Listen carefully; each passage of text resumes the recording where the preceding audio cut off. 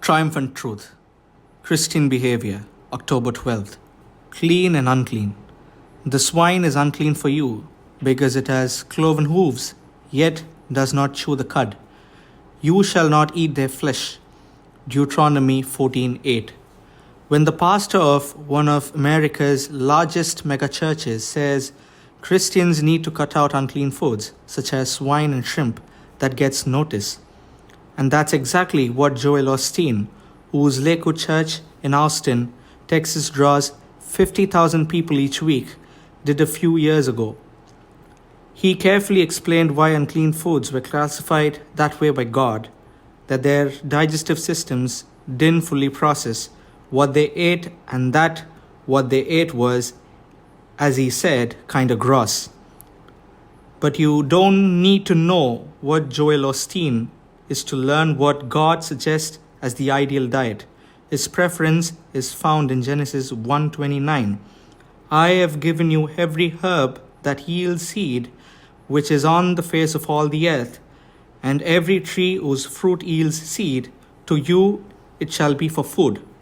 That's the ideal a plant-based diet is, by its very nature, clean.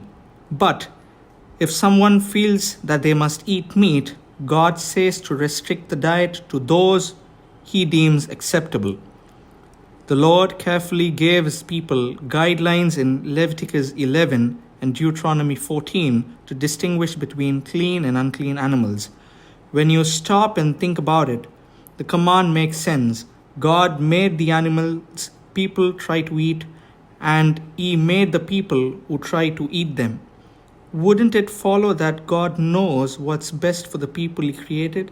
Again, a plant-based diet is the ideal both for good health and to be good stewards of the earth we inhabit. As our example shows, just about anyone who reads the Bible can clearly see the reasoning behind God's prohibition of unclean foods. The question remains though, will we obey? Apply it. We need food not just to sustain life, but also to stay healthy. Review God's dietary counsel and see if you need to make some changes. Dig deeper. Genesis 7:2-3, Genesis 9:3-5, Leviticus 11. Amen.